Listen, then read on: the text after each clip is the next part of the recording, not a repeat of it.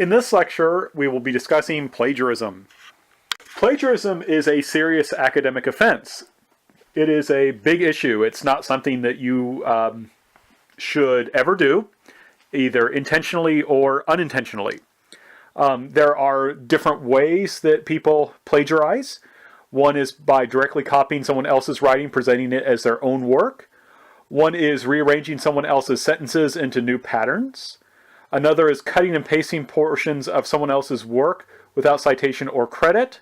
Another is closely paraphrasing someone else's writings.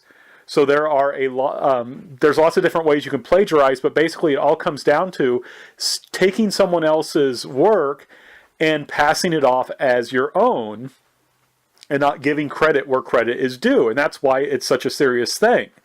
And you can kind of think about it, you wouldn't be very happy if you were to, you spent all this time and effort writing your paper, and then someone else uses your paper and your research, all your hard work, in their own work, and doesn't give you credit, or even worse, passes it off as if they did all the work.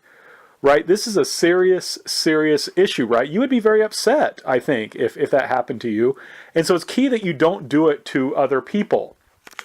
So you want to avoid these things. I think it's important for us to really review the different ways you can plagiarize. I just mentioned several ones that people might do, and to emphasize how they should not do them.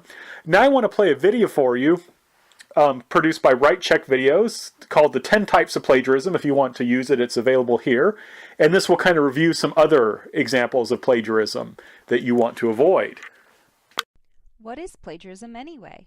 You've probably heard a lot about plagiarism as a student, so what is it? According to Webster's definition, to plagiarize is to steal and pass off the ideas or words of another as one's own, to use another production without crediting the source. Sounds pretty serious when we say that plagiarizing is stealing, as if it's criminal. But plagiarism can carry some serious consequences in school. Each school has its own plagiarism policy or academic honesty policy, but students who plagiarize may get reported to school officials, get an F on the assignment or in the course, and in some cases even expelled from the school. Given these consequences, let's take a look at some sample papers to see what plagiarism really is and how it looks in student writing. We've tagged 10 types of plagiarism to look at more closely. This paper is the clone and represents a highly problematic form of plagiarism. It is a word-for-word copy of text from the original with no quotation marks and no citations. This is clearly plagiarism. In the Control-C paper, the student has attempted to disguise the direct copy and paste by adding in a few original words. This too represents a highly problematic form of plagiarism. The student has deliberately attempted to use the material and then throw off the instructor with a few words here and there. The find and replace looks like the Control-C, but in this case the student intent becomes a question. Did this student intentionally change the words and phrases, or does the student simply not know how to paraphrase a text or put it into his or her own words? Regardless of student intent, it still is plagiarism.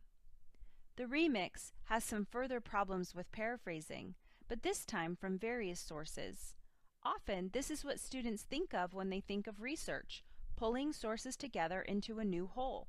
But research is quite different and requires good paraphrasing skills. The recycle is a type of plagiarism that many students don't even recognize as a problem.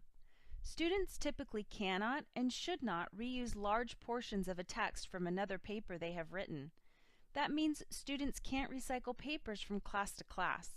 School policies about this differ, so you need to check what your school policy is. One way to avoid this is, as a writer, you can cite your original writing, even if it is unpublished. The hybrid represents a student who has made the paper look like an ethically and accurately written paper, but the student cuts and pastes material from other sources as well. This typically represents intentional plagiarism. Like the remix, the mashup is nothing but a constant stream of outside material with little to no original writing to link the outside sources together. This also represents what a lot of students think of when they think of research, and it's just not the case. The 404 error is an example of plagiarism that tries to throw the instructor off by citing sources inaccurately. Usually, students attempt this when they don't know how to cite sources. You can't be apathetic here. Citing sources takes time and attention to the details. The aggregator has sources cited, but the original writing is not balanced with the sources.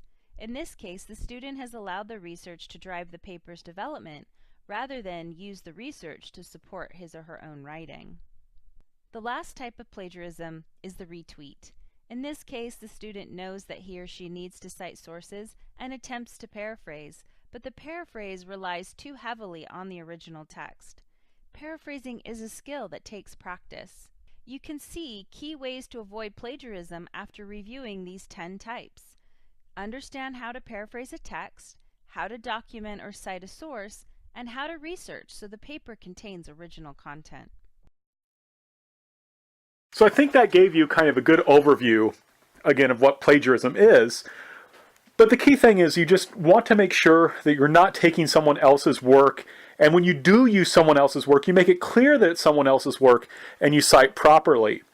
Now, those were kind of, again, plagiarism in the abstract. I want to give you some concrete examples of plagiarism that I have dealt with. So one example was just people being lazy.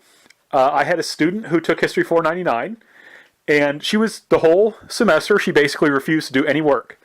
And when it came down to the last part of the paper, when the paper was due, she basically handed me an assignment, was just a summary of someone else's book. And she went by, like, each chapter, she gave, of the book, she gave like a paragraph summary of that chapter, sometimes using whole sentences from the book.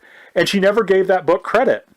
The thing was, though, I knew about the book because I had told her about that book and said she should read it. So I easily looked at the book and said, I can see what you're doing here. And that was just someone being lazy. She just refused to do work. And because of that, she ended up basically plagiarizing, and she got in a lot of trouble, basically for doing that, and had to redo a lot of work and got a low grade. And so that's one thing you want to be avoid. Sometimes what people do is they just want to go through and summarize someone else's work. They change the words, usually, but they basically just summarizing someone else's work without giving them credit. And a lot of that just comes down to being lazy. She just didn't want to do the work, and she didn't do the work. And then so this happened. So that's one thing you want to avoid. Another example, my second example, is what I like to call sloppy notes. Now this is something, and this is something we have to note. It doesn't matter whether you're a student or a professor, you can commit plagiarism on purpose or by accident.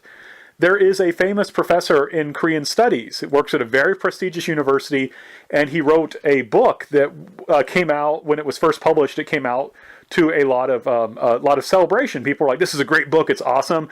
I read the book and I really enjoyed it. I got a lot out of it. In fact, I used it in my teaching. Well, recently, a professor who had endorsed his book and said it was a good book revoked his endorsement and said, actually, this is a bad book. And that's, kind of shocking. That doesn't usually happen. And it turns out that the author, in his footnotes, was at best very sloppy, and was saying that there was information that was in certain places that wasn't there. Now, that's bad enough, right? But what was really bad was sometimes the professor, and this may have just been from sloppiness in his footnotes, but actually took credit for what other people had done. It looked like when you looked at the footnotes that this person referred to, he would refer to just the primary sources, but not to the secondary sources where he learned about those primary sources. And what that meant was there was some poor professor who worked very hard doing research. This guy used that research and didn't give that professor credit. And those professors were, of course, naturally upset, right? Someone had used their hard research and not only didn't give him credit, but made it look like they had found it themselves. Now, I personally don't think that the historian did this on purpose. I don't think he did it on purpose. I think he was sloppy. I think he wasn't careful when he took notes, and he wasn't careful when he did his footnotes. And in that case, he committed something very much like, or perhaps an actual act of plagiarism, where he gave citations, where his citations did not properly give credit where credit is due. So you have to be very careful. When you take notes, make sure that you keep it clear what information you're getting and from where. And make sure that that appears in your paper, because if you don't, you'll be guilty of plagiarism, which is, it's a serious issue that you need to avoid with very serious repercussions. The third example where I think people end up plagiarizing is simply they panic. I had this happen when I was a graduate student. I had a student who was very freaked out about this paper. And he came to me several times about the paper. I helped him with the paper. I helped him come up with ideas for the paper. And then he handed me in this really weird paper. And it just took me a couple minutes on Google to kind of find out that this guy was was pulling stuff off Wikipedia. He actually included fake citations. So he cited a book, and I went to the library and looked up his citation and saw that it actually had nothing to do with what he was talking about. So he just made up stuff. He used a real book, but to make it look like he had done research when in fact he hadn't done any research. And I think that guy just panicked. He just wasn't sure how to write the paper, even though I was there to help him. For whatever reason, he just decided at the last moment, hey, I'm just going to try and throw something together. And it was very obviously plagiarized. And unfortunately, he got a 0 for the assignment. And I think he ended up with a D in the class. And so it's a pretty serious issue.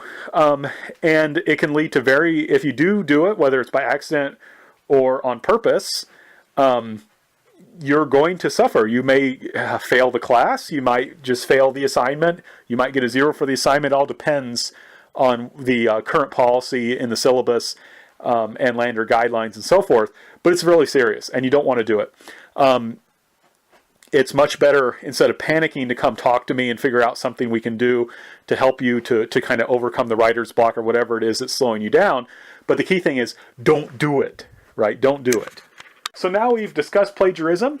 We've talked about what it is, its causes and its penalties. The key thing here is there's no excuses, right? This, like I say, this is serious. This isn't something like, oh, I'm sorry, I didn't know. Nope, if it happens, you're going to have a penalty, whether it's intentional or unintentional. It is your job as a historian to be responsible. Purposely committing plagiarism is huge. It's really a big deal. Accidentally doing plagiarism, that's also a big deal. You have to be responsible. So no excuses. Make sure you do your own work. If you use someone else's work, do the right thing and give them credit and properly cite them.